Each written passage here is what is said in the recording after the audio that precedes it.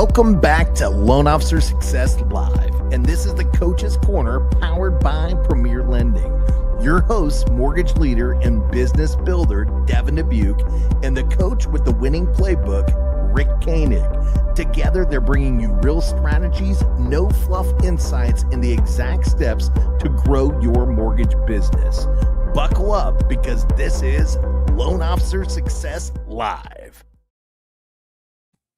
Coach Rick Koenig, what's up, brother? Yeah, my camera freezes up every once in a while. It could be the cold weather, -6 to -3 degree weather we had this morning. I think right now it's actually 19. We got a heat wave. You know, for those of you that don't know, Coach is broadcasting out of Cincinnati, Ohio, and you know the weather out there it's a little menacing this week, huh? It's a little crazy. Heck, we're even getting it at our headquarters in Charlotte, North Carolina. They're expecting another like 6 inches today. We got 15 inches, but you know, that's no big deal. We got snow blowers for that. These guys down there are just like you down in Texas. They got ice.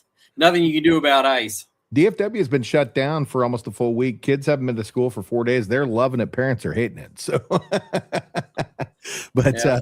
You know what? I'm the crazy guy that still pops in and heads straight to the office. But I think it's easier to do that when you've got a Bronco. Yeah. Drive, right? Big ass tires rip the road. Yeah. So, you know, we've got a pretty bold title today. Most loan officers are going to quit in 2026 and how to be one that doesn't, right? And I want to premise that just by, you know, talking about some statistical data, because I think it's important for people to know this has been a trend, right? This isn't, you know, it's something that we're not aware of. We know this is happening. In fact, producing loan officer numbers have dropped since the peak of 2022. In fact, we've seen 46% of loan officers from 2022 exit the industry. That's a massive number. That's a massive number. In early 2025, data showed more than 20,000 fewer producing loan officers than the prior year, right? So we're still getting the full recap of 2025, but we've seen a massive decline over the last 2 years or 3 years, and we're going to see it again in 2026.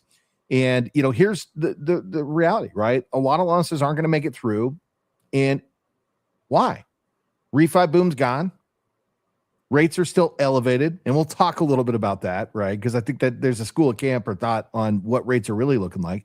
The market's rewarding professionals, not part-timers or order takers.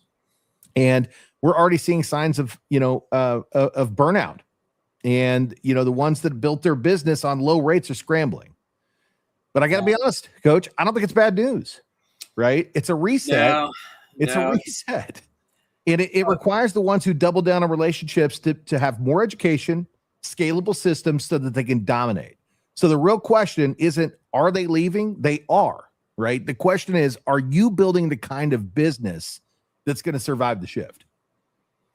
Well, and building a business that survives the shift, you're not going to learn anything new today that you probably haven't heard before, you know? The people that are steady eddies, the people that are growing their business, most of them have a system. They follow the system and they don't go away from the system. And that can be as simple as just picking up the phone and calling real estate agents, all the way to utilizing social media marketing, utilizing podcasting, videos, text messages, you know, just all kinds of stuff. And if you're not doing any of it, then, you know, you're either old like me and ready to retire, or you're way down in business, or you're burnt out. You know, you're burnt out, and I think there's a lot of that right now. There's a lot of people that just burn out, and you know they don't know where to start, or they did start and they didn't stay consistent, and they see other people out there that are actually crushing it, and you know they're looking at them like they're superhumans. But you know what's funny, Coach? We interview people all the time. You know, we've got our morning show, you know, that we're on Monday through Friday. But, you know, I've interviewed a lot of people through the podcast as well. And what we found time and time again is the top producers that are winning in the market right now, they have a systematic formula. They stick to it. And at one point in time, they were not doing well. And they just followed that process until they got uber successful and implemented different things inside of their business to get them there, right? And this is where, you know, you transition yourself from, you know, the standard to a true professional, right? And what's a true professional doing? They're doing the things that a professional do. In fact, if you take a magnifying glass and you look at some of the top tier agents that are out there, they're doing the same thing that the top tier loan officers are doing, right? They're having local events, appreciation parties. They're educating the community. They're educating their fellow agents, right? And that's where a lot of people get it wrong. They want to have this, phone relationship, but they don't want to get out there and actually be a part of the thread that weaves everything together. And that's really what it takes in this industry right now. If you want to have a successful business and be amongst the $100 million producers, you've got to do more than just make outreach calls and put loan opportunities together, right? Yeah. You have to be a part of the solution. Yeah. And, if you want to go back a few years and talk about, building your business and having something that's stable and doesn't go away, I started in the 90s, and in the 90s, we were blessed with, we had incredibly high rates. We had people that were in the tens. I personally owned 2 homes that were over 10%. One was 13 3/4. And I think I paid 2 points for the privilege to have it that low.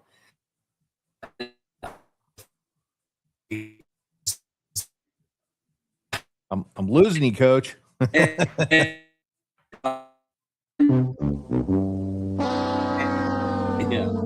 And we went under 10%, the first time we went over 10%. But when I started in the business in 92, rates were still high. Realtors were working with their regular people, and I had to go out and I had to establish myself. And, back then you could drive estate agents. Now you got to pick up the phone and call them a lot of times, but there still are real estate agents in some offices that are in their offices, and you have to learn they're not always the producers. But whether you're calling them or whether you're walking into the office, there's nothing to stop you from doing that, or to start visiting builder reps. And then you can even visit builder reps that, have their own mortgage companies. So the way I got started was I was going into real estate offices. I was calling agents, trying to meet with them. And I was going into builder models in person, meeting the people there. And just a quick note on builder models: Thursdays and Fridays aren't a good day to go because that's their off days, because they're working Friday and Saturday and Sunday.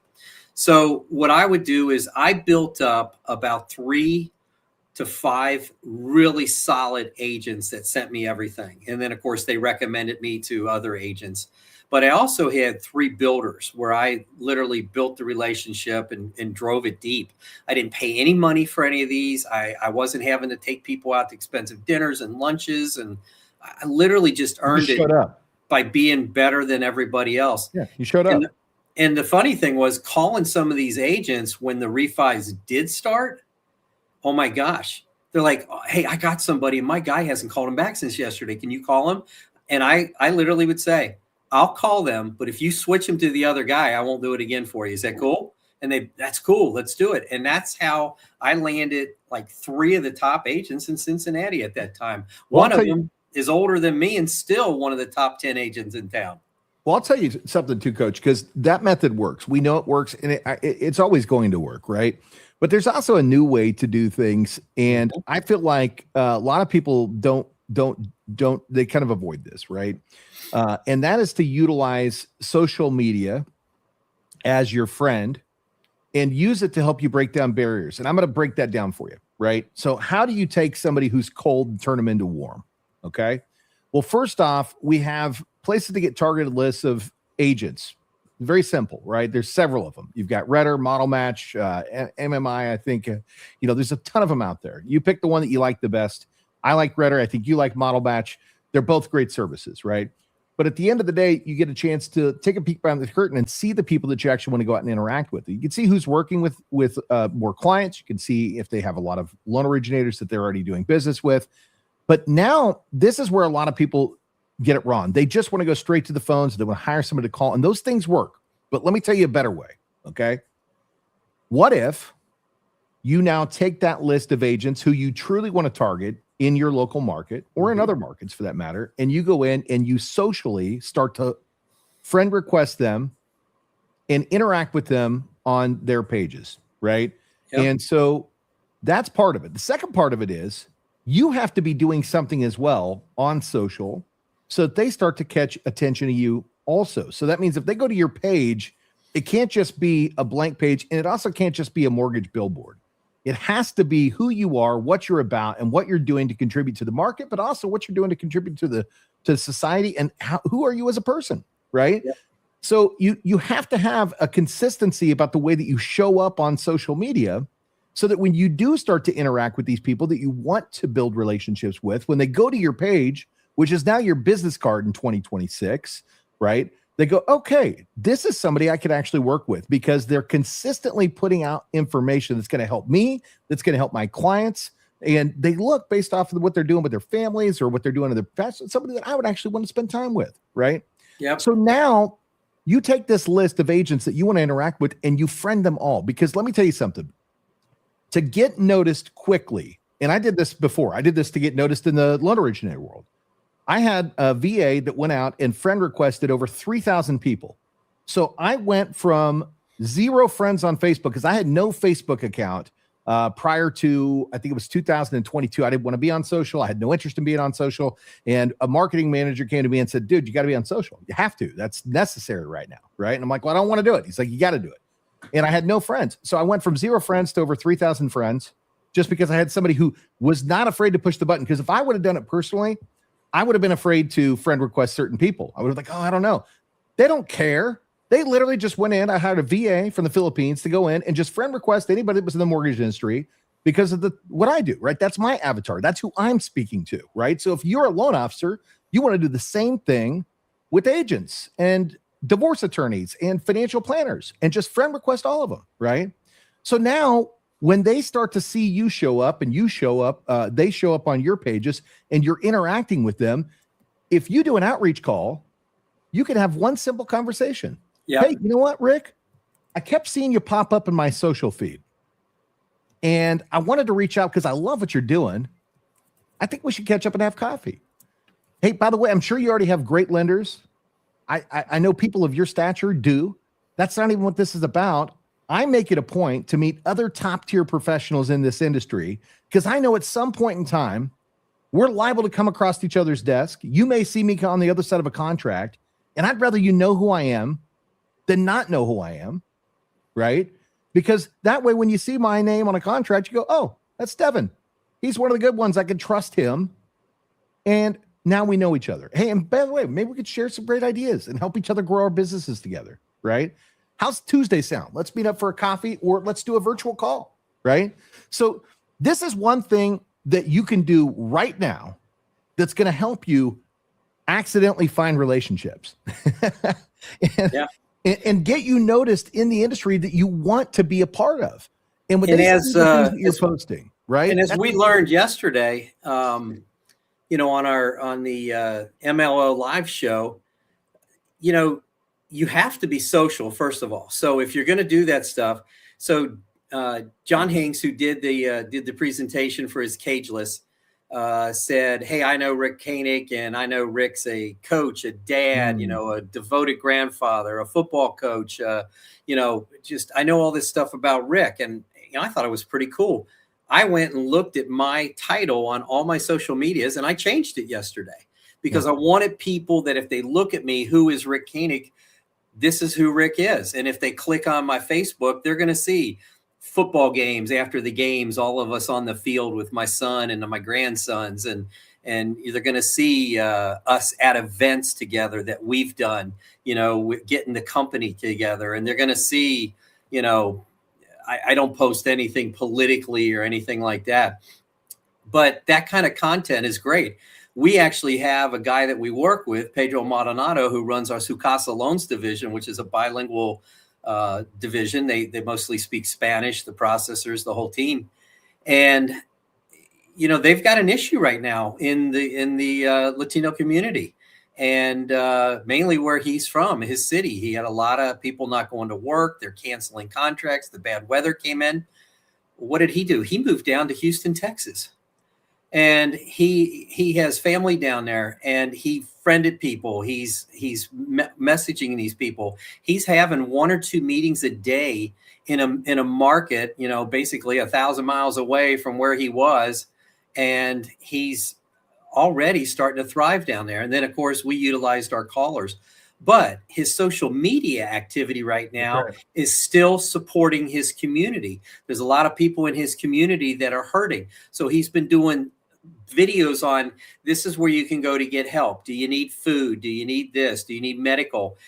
You're not going to believe it. The realtors in his community are picking the phone up and calling him or texting him going, Pedro, thank you so much for this. You are the only person speaking out to help us. Thank you for what you're doing. I'm sending all my future business to you. I really appreciate you. And then, of course, he's picking the phone up and calling and saying, hey, thank you so much. Is there anything I can do for you? Or what about your people? Do they need to know things about, mortgages, how to miss payments if they're not working?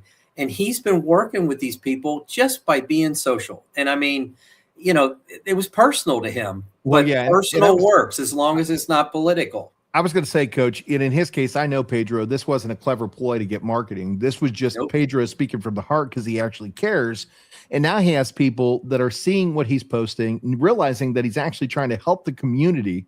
And they're going, man, that is the kind of person that I want to be associated with, right? And that's what we're talking about. So one of the things that you want to come across as, if you want to be an expert in the industry today, is you want to come from an educator position. And, in this particular situation, he's not just an educator, but he's also assisting the community. And that's huge, right? So what do you want to do with social media, right? Because we're not all in a position Do your quote. I love that educator quote that you had printed up. And if you don't have it in front of you, I do. It was, you're either an expert in your market or you're invisible. Yeah. So now if they know you socially, utilize it to show that you're also the expert. That's it. Well, and so how do you do that? How do you come across as the expert? Well, you can go out and teach classes, right? But you can also get social right here. We're live right now on multiple social media sites, right? And we're talking about things that are going to help our loan officer community. Well, the same situation goes for you helping your clients and your agents and providing them visibility on things that they can be doing right now to benefit themselves, right? And so, what you want to do is you want to have some segments that you post every single week, right? Where you're talking about how you can serve the community or how you can provide this program that's going to help people or what's going on within the market. And then in between those things, you want to talk about being a human being and the fun things that you're doing with your family and, the difficult things that you're in, like Pedro's in a very difficult situation. You want to share that. And you become a human being, right? And you start to build real relationships, not just partnerships, right? Partnerships are great, but a real relationship is somebody that relates with you and says, man, I want to work with this person because I trust them. I believe in them. I know they come from a giving heart. They're out there sharing things that are actually valuable to me and valuable to the people that I serve. And this is who I want to be working with. And this is the difference between somebody who is wanting to be an originator and somebody who wants to be a successful originator. Because if you want to be successful, you've got to be part of the solution. And you have to be providing value to the people that you're working with so that they know you're the person that's going to show up and you're going to do what you promise and they can trust you. And this is how you can build instant trust with individuals that you've never met. What's funny, Coach? You never know what's going to connect with who. I literally posted something very basic on DSCR loans last week. I was just a little, hey, we do DSCR loans, right? And it was a picture of me, and I had 3 different people reach out to me, right? And Coach, I don't even do loans, right? We do loans as a company. I don't personally do loans anymore, so I'm not putting that out to get myself business. But at the same time, I want to let people know that we are here to serve and help. And I had a buddy of mine just reach out yesterday. He's like, tell me a little bit more about these. I've been investing. I've got 10 investment properties. How can I use this to buy more, right? All I did was just put in a quick post that took me, I think, 30 seconds to put it together in Canva, to drop it out there socially. And then in between things like that, which is the billboard advertisement, we're doing this stuff, right? Where we're out there educating people, okay?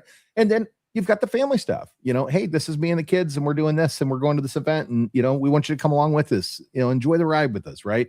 Start doing these types of things and you're going to see a movement in your business, right? Another thing that coach, we do this is the happy birthday videos, Yeah. and not just the timeline stuff, right? Where we stamp it on somebody's timeline, happy video, but an actual video that we either text message to them or we send it to their direct messenger in Facebook, literally wishing them a happy birthday.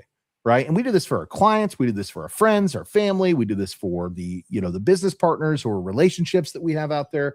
And, these are just ways that you can make yourself relevant.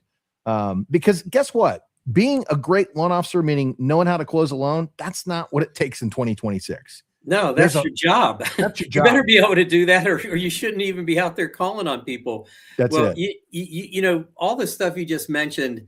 I told the story last week about the woman calling me up who thanked me for helping her and how it touched me so much last week. And lo and behold, guess what she got from Rick this week?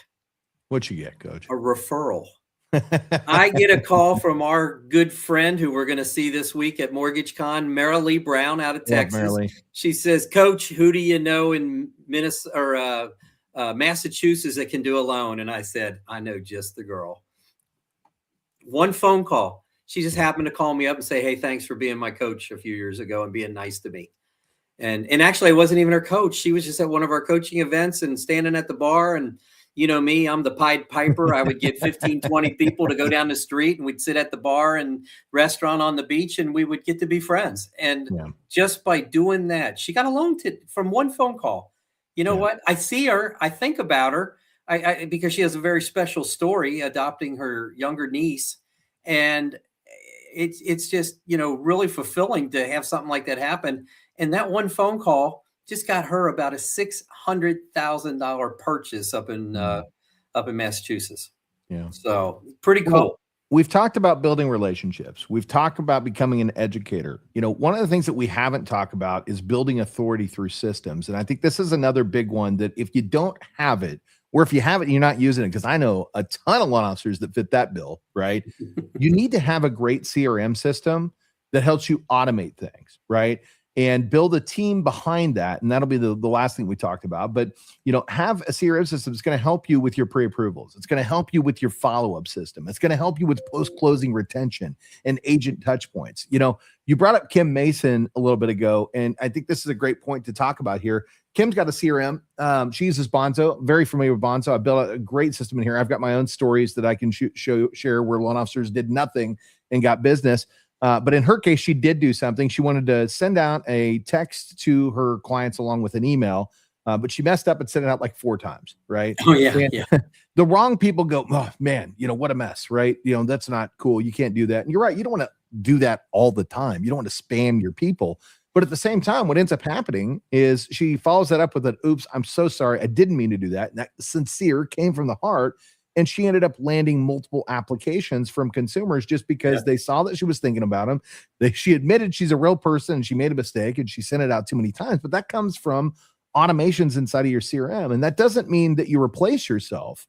But what it does do is when people are getting consistent updates from you throughout the loan process, after the loan process, right, a happy birthday message, they start to go, man, you know what? When I need something, I can rely on Coach, right? And the reality of the situation, it's not necessarily because you're doing it, but you built a CRM system that does it for you. And if you build these things right, it speaks like you do. And so it really is coming from you because you took the time to build the automations that go out. And automation is important right now. Automation is important. We're in an AI world, right? I mean, at the end of the day, we've got to embrace the technology because what's going to happen? We had just today, Lynn Goss was talking about, I can't remember the company, but it's a massive company. And they had, programmers last year. I think she said they had like 33,000 programmers, right? That were working in the company. And now there's 500, right? Why? Because they got replaced by AI. Now, am I saying that you're going to get replaced by AI? No, not if you're in front of it. You've got to get in front of the technology and use it to your advantage. So making sure that you have a CRM as you're scaling your business and utilization of that CRM to make sure that you're staying in front of the right people at the right times and delivering the right messages is going to be very important for your business, right? So I can't encourage you enough. If you have a CRM, you're not using it, learn how to use it in 2026, make that a priority. And if you don't have a CRM, either build one or get with a company that has one that will do the work for you, because you've got to have these type of systems in play to make sure that you're building a long-term scalable business. And I think a lot of originators, we get stuck in this realm of, I'm this one person and I always got to do it myself. No, you don't. And that brings me to the last part, and that's leverage your time like a CEO, right? And what does that mean, Coach? How do you leverage your time like a CEO? What can you do that helps leverage your time as you start to scale and grow? Pay people to do the things that don't really make you any money, but need to be done. Find people that can do things for you that you don't know how to do that well. And if you can't find those people within your own company, then go out and hire somebody. Mm. You know, and what's funny, Coach, is sometimes we act like this is a new concept. This goes back decades, right? If anybody's read the book Think and Grow Rich by Napoleon Hill, there's a segment in there, I believe it's about Henry Ford. And it was, Henry, he wasn't a super educated man. And at one point in time, back in the, early 1900s, late 1800s, it was a crime to be a CEO of an organization and not have education, right? That was people looked down upon you. And he got called upon trial, right? Because he did not know certain basic functionality that they felt like he should know. And he stopped this thing in the middle of it, after it sounds like, I think it was days or hours of badgering. And he said, let me bring you this point, right? Now I'm going to butcher this, but who cares, right? He said, here's the deal. He's like, I may not know this personally, but on my staff, I have a man that knows this inside and out better than any expert in the country, because he is the expert. And when I need to have that information, I can call upon that man to gather that information. Do I really need to know this? Right. And this is what we're talking about here, is that we may be great at putting loans together, and we better be. We need to know how to put our loans together. We, as a loan originator, we need to know that process. I don't care what anybody else is telling you. You want to know that inside and out, because that's how you create a great process. But does that mean you always have to be the only one that's doing it? No. You can bring people onto the team that can support you by building the loans for you, so that you can get more time back to go out and do the things that are really going to move the needle in your business. And you may be the best person at it, but if somebody can do it 80% as good as you can, that's good enough to replace yourself with somebody else. Yeah. And there's a really good book by Dan Martell. I encourage you to go out and read it, called Buy Back Your Time.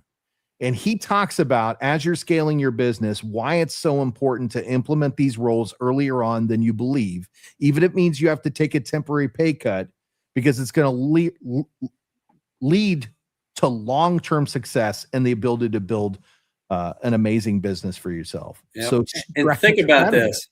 How many of us growing up knew everybody's phone number by heart? One of the smartest men in history in the United States could not remember phone numbers. And it wasn't that he did not remember phone numbers. And you know why? He could look them up.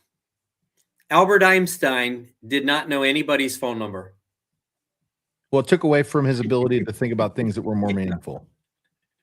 So I knew every phone number, and I'm no Albert Einstein. Well, maybe we just prioritized on the wrong things, Coach. Yeah. Maybe we were just prioritizing on the wrong. But I could run down the street and yell, "Oh, Tim," and Tim would come out of the house. Man, it used to work just great. Yeah. So. Well, guys, I hope you gained some value on this one. These are the things that we're seeing, and we are 100% seeing people do this and close hundreds of millions of dollars in volume annually as loan originators. And the smartest part about all this is think about scaling before you scale, right? Plan out what that's going to look like for you. Don't make decisions now based upon a one-man team. Make decisions right now based upon the fact that you're already where you want to be, because that's how you get there. It's no different than if I wanted to take a trip up to Canada, right? And effectively, am I going to do that with a map, or am I just going to go north, right? Well, I can certainly get there by going north, but it's going to take me a lot more time, and I'm going to have a lot more problems that I'm going to run into. Whereas if you map this out in your business and say, this is where I want to be, this is where I'm going to implement these things, and this is why I'm going to implement these things so that I can scale and grow, you're going to get there way faster. You're going to look back a year from now and you're going to go, wow, look what I've done in the last 12 months, and you will still be standing while other people in this industry are walking away. 100%. And when you're doing those comments on social media and stuff, what we've learned is you got to do more than 5 words. So it can't just be like. It's got to be, hey, this is really cool. Thanks for posting, and things like that. So, yeah. Well, guys, we appreciate you as always tuning in. Coach and I will be back here every single Thursday. So look for more great episodes. And if you want to find us, on the different platforms, go over to YouTube. If you're on Facebook, go check us out on YouTube. You can find us over there at LOS_live. Again, at LOS_live. Full disclosure, it might be easier to find under my name, Devin Dubuque. That's typically the best way to find us over there. On Instagram, we're at los.live.hub. los.live.hub. You can also find all those at loslive.live, www.los.live. And if you want more of this great information, right? If you think it's great, maybe you think we suck, I don't know. But if you love it and you want more of it, come find us on the MLO Live show with Scott Hudsmith and John Hinks Jr. Coach and I will always be there Monday through Friday, 9 a.m. Eastern, 8 a.m. Central. And that's the MLOLiveshow.com. And man, we've got great guests. We're bringing the heat every single day. So we'd love to see you guys over there as well. But I think that's going to wrap us today, Coach. So until the next one. Coach Rick Koenig here. Devin Dubuque. We'll see you there. You've been watching Loan Officer Success Live, where real strategies meet real success. Don't forget to subscribe now and share it with your teammates, and keep leveling up, because your next breakthrough starts here. If this fired you up, don't just watch success, go out there and build it.